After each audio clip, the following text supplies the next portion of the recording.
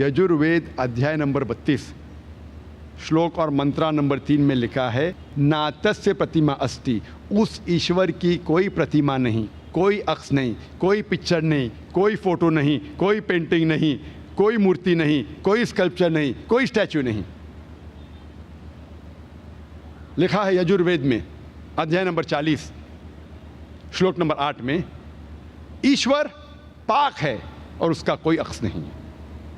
लिखा है यजुर्वेद में अध्याय नंबर 40 श्लोका नंबर 9 में, अंधात्म पविशंति या असंभूति उपासते। अंधात्म मीन्स अंधकार, अंधेरा। वो लोग अंधेरे में दाखिल हो रहे हैं, वो लोग जो असंभूति की इबादत करते हैं। असंभूति मानी कुदरती चीज़ें, हवा, पानी, आग। वो लोग अंधकार में दाखिल हो रहे हैं, वो लोग जो कुदरती चीज़ की इबादत करते हैं।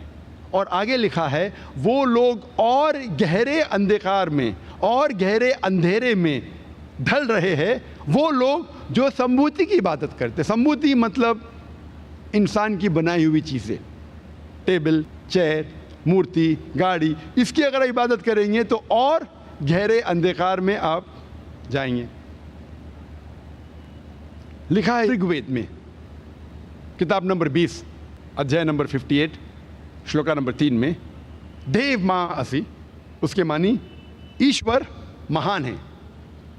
और सबसे पाक किताब वेदों में से 4 वेद है, सबसे पाक वेद है ऋग्वेद। ऋग्वेद में लिखा है किताब नंबर 1 में अध्याय नंबर 164 श्लोका नंबर 46, एकम सत्य विप्र बहुधा विदान्ते। सत्य एक है, हकीकत एक है, ईश्वर एक है, खुदा एक है। और साधु संत लोग ईश्वर को, खुदा को कई नामों से पुकारते हैं। और सिर्फ ऋग्वेद किताब नंबर 2 अध्याय नंबर 1 में श्लोक नंबर 1 से 11 में तकरीबन 33 सिफत खुदा के दिए हैं। सिर्फ ऋग्वेद किताब नंबर 2 अध्याय नंबर 1 श्लोका नंबर 1 से 11 में 33 सिफत लिखी गई है खुदा के बारे में। एक सिफत जिसका जिक्र आता है ऋग्वेद किताब नंबर 2 अध्याय नंबर 1 मंत्रा नंबर 3 में, वो है ब्रह्मा। ब्रह्मा कहते हैं हिंदू मज़हब में खालिक को, वो खुदा जिसने पैदा किया है। हम मुसलमान को कोई गिला शिकवा नहीं अगर कोई कहता है कि खुदा खालिक है या खुदा बनाने वाला है या खुदा क्रिएटर है या खुदा ब्रह्मा है। लेकिन अगर कोई शख्स ये कहता है कि ब्रह्मा वो खुदा है जिसके 4 सिर है, हम मुसलमान इस पे एतराज़ देते हैं, क्योंकि आप अपनी किताब श्वेताश्वेतर उपनिषद अध्याय नंबर 4 श्लोका नंबर 19 के खिलाफ जा रहे हैं, जिसमें लिखा है, नातस्य प्रतिमा अस्ति, उस ईश्वर की कोई प्रतिमा नहीं, कोई अक्ष नहीं, कोई पिक्चर नहीं, कोई पेंटिंग नहीं, कोई मूर्ति नहीं, कोई स्कल्पचर नहीं, कोई स्टैचू नहीं।